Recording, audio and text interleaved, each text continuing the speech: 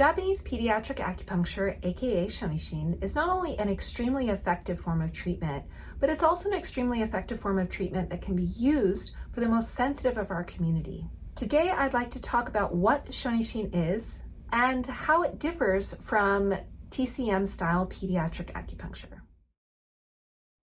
Now, before I go on, I just want to mention that pediatric acutherapy or Shonishin is not taught by many people. So if you want to learn it, the best way to do that is to set up an interview for ShinKyu University, as it is one of the modalities that I teach within the platform. You can find a link for that interview in the description box below. And of course, don't forget to like, subscribe, and hit the bell to be notified of future videos coming out on this channel all about traditional Japanese medicine. I first started learning pediatric Shonishin at the school that I learned at in Japan, Toyo ShinKyu Senmon Gakko. Now in Japan, pediatric Shonishin, which is of course acupuncture done only on the surface of the skin, often referred to here in the West as contact needling, in Japan, it is considered a form of acupuncture. Now here in the West, especially in America, Shonishin or contact needling is actually considered sham acupuncture. So it's considered an acupuncture that isn't effective. It's considered false acupuncture really, which I find super interesting. Saying that, I had several classes in Japan learning Shonishin. I was very lucky at the time that I had had my first son while I was in school, so I was able to bring my son in to get treatment. And it was a really beautiful experience, and I became quite addicted to treating kids. Not only are they super easy to treat and really fun to treat, they just have a different quality of treatment that treating adults doesn't have. They don't hold on to the baggage and the diagnosis, in my opinion, quite as much as my adult clients. So for that reason, I really became addicted and I really, really loved it. Now I studied Daishiru style Shonishin acupuncture up until the mid-level of that group. And currently I really use the Daishiru technique and more of the Eyashinomichi theory of application in order to treat most of the kids in my clinic. I treat a lot of in-person workshops around the world in Shonishin, and then of course I teach Shonishin within the ShinKyu University membership platform, both online and in person. So it's really a passion of mine and I truly love it. I'm so excited today to talk to you about it. Now, if you already utilize Shonishin in your practice, or if you've learned a little bit about it or want to learn a little bit about it, I would love to know your experience. So if you could go ahead and put that in the comments below, I would love to hear why you're interested in Shonishin or continuing your practice within it. All right, so let's talk about the differences between Shonishin and traditional TCM pediatric acupuncture approach. Of course, one of the biggest and major differences between the two approaches is the fact that in Shonishin, we are of course using a variety of a teishin tool in order to treat the kids with moxa as well, depending on the practitioner. Now, of course, in traditional TCM, usually what I've seen is they usually utilize either tack needles or facial needles, a shorter needle to treat the kids. So they're actually inserting needles on the kids. So huge difference right off the bat is of course the tools that we use and how we utilize those tools.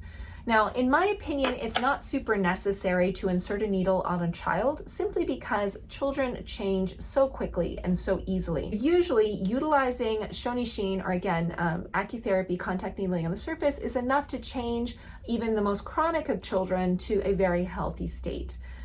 Now, saying that, most of the kids that I see here in my clinic have been really around the block when it comes to Western treatment and diagnosis. They're usually quite fearful of needles. And so by the time that I see them here in clinic, they have a lot of, for lack of a better way of describing it, PTSD from medical systems and medical practitioners. So the fact that I can utilize a non-insertive technique on a child is really, really beneficial because I'm able to put their mind at ease and therefore put their nervous system at ease. The second biggest difference I see between TCM pediatric acupuncture and Japanese Shonishin is that with TCM insertive needle pediatric acupuncture, unfortunately, what happens is the child is not able to really move around a lot. And for those of us who have our own children or our aunts or uncles or have nieces and nephews, the whole thing, you probably know that children really like to move. They're little balls of young, and it's really hard for them to sit still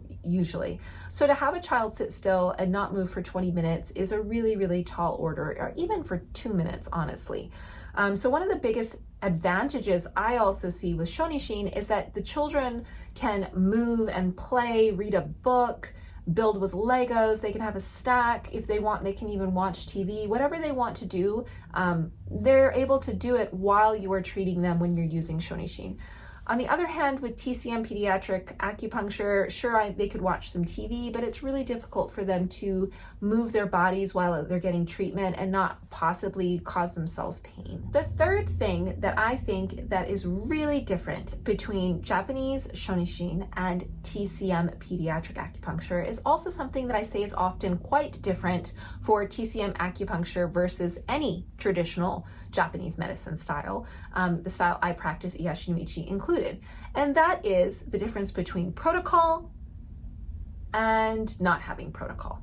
Now, protocol is really beneficial, especially if you're a new practitioner and you're unsure of what you're doing or you're nervous about the client. It gives you something to fall back on.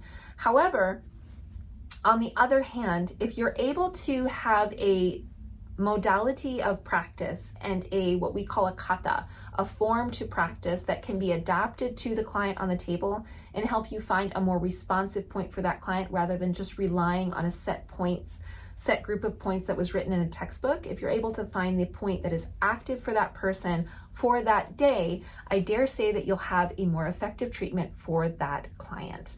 And that is a really, really big difference between TCM, more protocoled approaches, and a traditional Japanese medicine approach.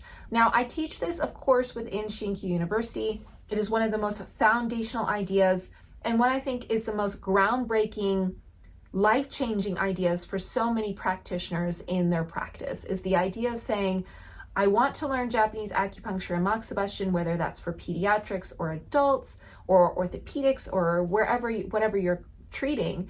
I want to learn this, but I can't move away from my TCM protocol, and this like hand-holding almost that TCM protocols are doing for you in your practice is that through ShinKyu University, we're able to take you from a place of being unsure of really how to apply the medicine and how to move away from these protocols to the point of being really trusting in your hands and understanding where the client is for that day, and then being able to apply what you're feeling through proper technique and application. Now, the fourth and final thing that I think is a huge difference between, again, TCM and traditional Japanese Shonishin approach is that with traditional Japanese Shonishin, we are very much relying on the texture and the appearance of the skin and reading of the skin in order to decide our points. And this kind of flows back into the third biggest difference as well.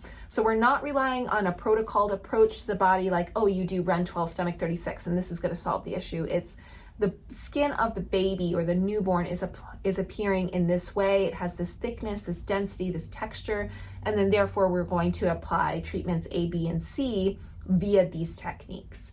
So you have still this like tiered understanding and approach to the body, but you're able to read the body in a different way that is just not as emphasized in most TCM teachings that I've run across. So those are the four biggest differences that I have seen between TCM acupuncture and Japanese Shonishin. I would love to hear your thoughts. Has there been something in your teaching that you've also come across that you saw as a big difference? What do you see as the similarities? I would love to hear your experience. Go ahead and write them in the comments below. So that wraps up today's video all about the differences between TCM pediatric acupuncture and Japanese Shonishin. If you are interested in learning more, as I hope you are, then I highly suggest that you check out ShinKyu University. You can find a link to an interview for that program within the description box below, so go ahead and check that out there. Well, thank you all so much for watching today, learning about Japanese Shonishin. If you are interested in learning more about Teishin tools, I would check out this video right over here. It's going to teach you just the differences in the basics of the tools and also how to keep those tools safe and sound. Thanks for watching and happy practicing.